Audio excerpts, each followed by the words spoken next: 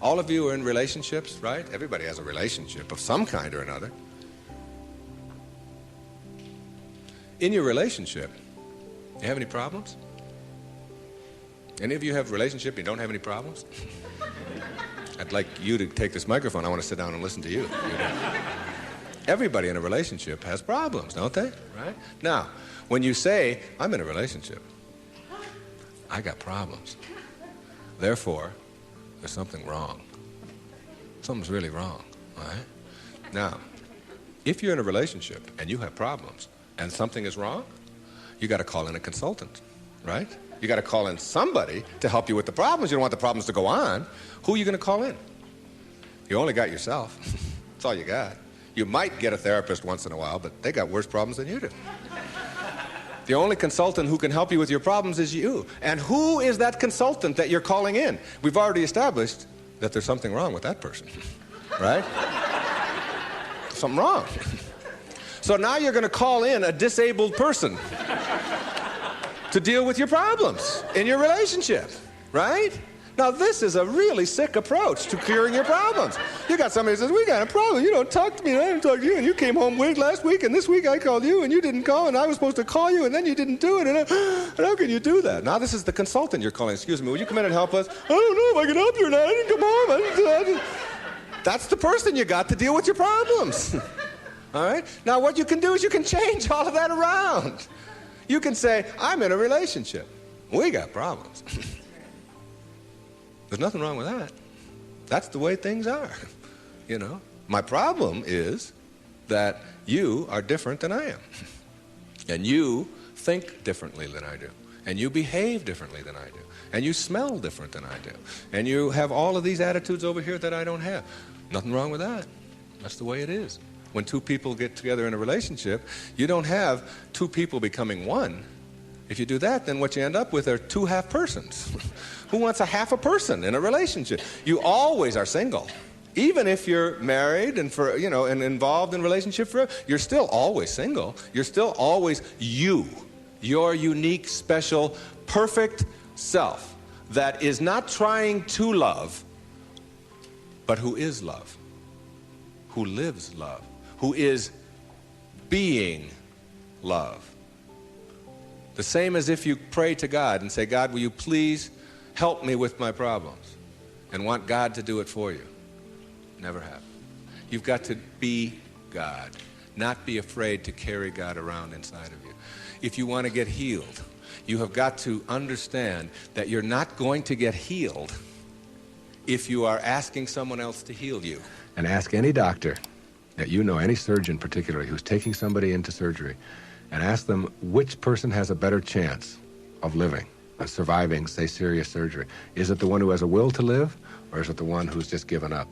And the surgery and the cases are exactly the same, all right? But the person who has that will, which we can't define, you can't go out and get a bucket full of will and bring it in there. It's an attitude, it's an approach, it's a belief, all right, that you can do something. And when you have that belief about yourself, then you've got so much better opportunity to be well in your life. And a belief is everything. I don't know if you've ever thought of that. I watched a little girl, 5 years old, learning how to swim.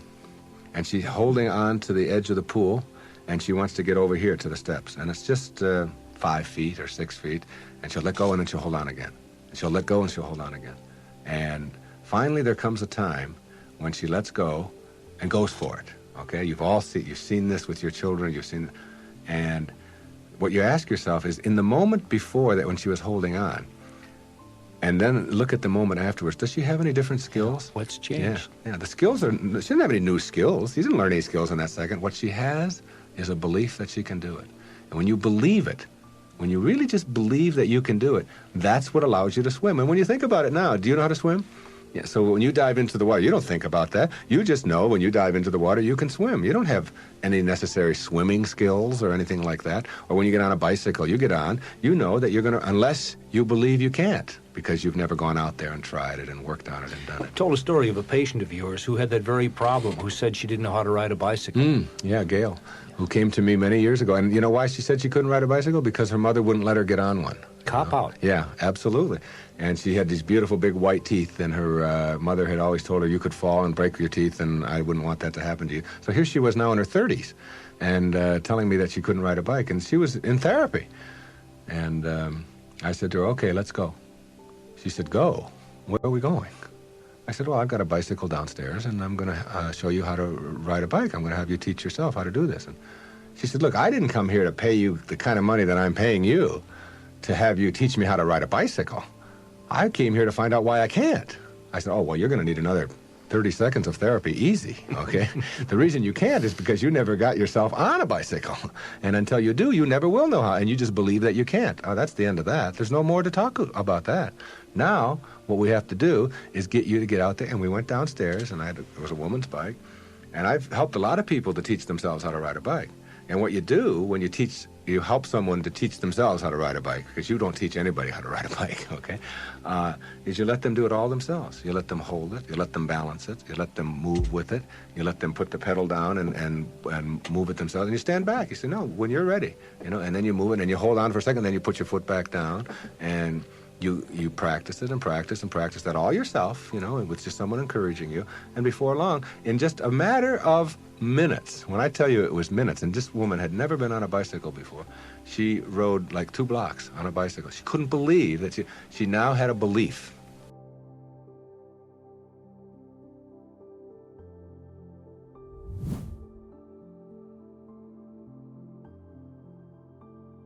Now you're seeing it reversing.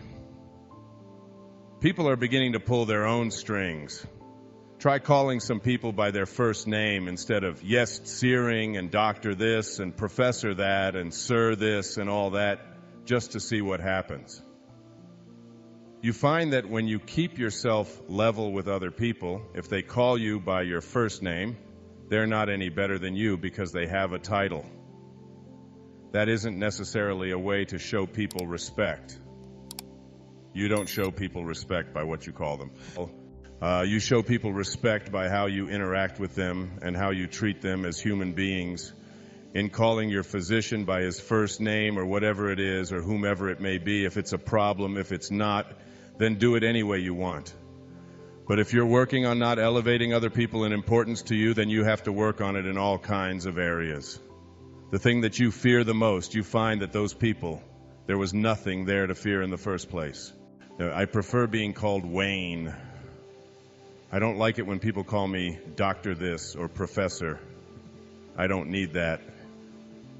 When somebody comes up to me and says, hi Wayne, how you're doing, or whatever, whoever they are, I always feel that that's a person who's operating from strength.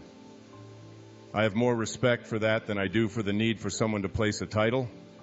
Never be afraid to go over someone's head if you feel like you're being victimized, whether it's in a store or in a business or in a bank or whatever it may be. You don't have to do that callously. Simply, just don't assume that because someone has told you something that is going to put you in a position of being a victim, you now, therefore, have to accept that. There's always another way. There's always another, and as long as you keep an open mind to that and know that there's someone else that you can go to, there's some other avenue that you can take, you'll find yourself less and less being victimized, particularly when those people know that you're not afraid to do that. I found that in dealing with people at banks, I go directly to the person that I know has authority. If I want something, it's much more effective than dealing with all of the people in the middle who are really paid to keep you from reaching the person who makes that decision in the first place. When you're being interviewed for a job and when you're in a situation that might be troubling for you, that's a good time to practice assertive behaviors. You don't say things like, oh, I'm not sure if I could handle this, hood. Instead, you say, I'm sure I can handle this, I'm sure I could. Because I found in my own life that there's never been anything that I couldn't handle if I really put my mind to it. You send out that kind of a signal, but it has to come from integrity, from honesty, from a belief that you know inside that there is nothing that you have to be afraid of, that you can't handle if you're given the sufficient training. Finally, refuse to pay for poor quality and refuse to tip for it as well. Stand up for that, It isn't just an obligation to turn over your hard-earned money to someone who is giving you poor service or poor quality. You're entitled, if you pay for something, to have the best. You're entitled to that, and it doesn't mean that you have to treat other people in a supercilious manner in any way, and it just means that you're entitled to that. You don't have to be obnoxious about it, and you don't have to be cheap about it. I have found that when I'm dealing with waiters and waitresses and so on, I consider myself a very generous tipper. Well, I always have believed that if you're debating between giving $3 and $4, always go with the higher number, because what goes around comes around, and it's just a good way to be. It's what your purpose is all about. It's about giving and sharing and caring for others. If the service is poor, I don't just leave nothing. I generally tell them, I see you're really having a tough time here tonight. There's a lot of people, and it must be difficult. Generally, they will explain what's going on. Maybe there's a cook back in the kitchen who didn't show up, and you say, you can walk out not feeling like you were victimized. When you ask, instead of just sitting there and fuming, you could feel better. I was just flying on an airplane the other day, and I found we were 20 minutes late. The pilot had made no announcement. I feel victimized when things like that happen. I feel that I'm the one he's flying here. If that's the reason he's got all those bars on his uniform, it's because of people like me who are willing to plunk down several $100s to go from Chicago to New York. Here we are, 25 minutes late, and no announcement has ever been made about that. We took off on time, and I just feel that the passengers are entitled to know that. So I just send a note to the stewardess and ask, would you ask the captain to please make an announcement on why we're late? Sure enough, in another minute, he made an announcement. He even apologized for not having done it. Rather than sit there like a victim and feel like I don't know what's going on, he said there were some storms over Lake Erie or someplace, and they had to veer around. They were going around, and I was grateful. I don't want them flying through those storms. I just want to know. I believe that I'm entitled to that. Rather than be angry and all of those kinds of things, you operate from strength. You quietly, effectively get what it is that you're looking for. That's really the message here. You don't have to be a victim ever. If you are, you look at your own behavior rather than those who are treating you in some way that you don't like. One of the big victim traps that so many people find themselves in is being seduced by what is over. I always tell people what is over is over. You can't change it. You can't should have done it. You can't would have done it. You can't could have done it. You've got to stop all that shouldering on yourself, if you will. What you want to do here is look at how you get to be victimized by things that have already happened. I can remember moving from Michigan to New York when I took a position as a professor at St.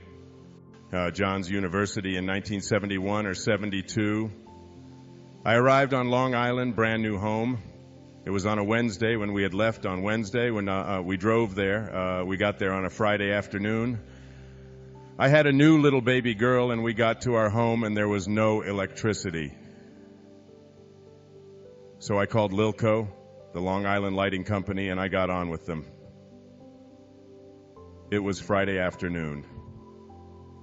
I said to the girl who answered the phone, I'd like to have my electricity turned on now. We've got a little baby and we need to have warmth. It was in October. She said, I'm sorry, sir. You should have called on Wednesday. So I put my finger up and down on the phone real hard about 3 or 4 times. I said, excuse me, is this Earth? She said, of course it's Earth. What are you talking about? This is Lilco. I said, well, on Earth, where I've lived for the last 31 years, you can never should have called on Wednesday, on Friday. You can't do that on our planet. And she said, what? Could you go through that one more time? I said, real easy. On Earth, you can never should have called on Wednesday, on Friday. You can't do that.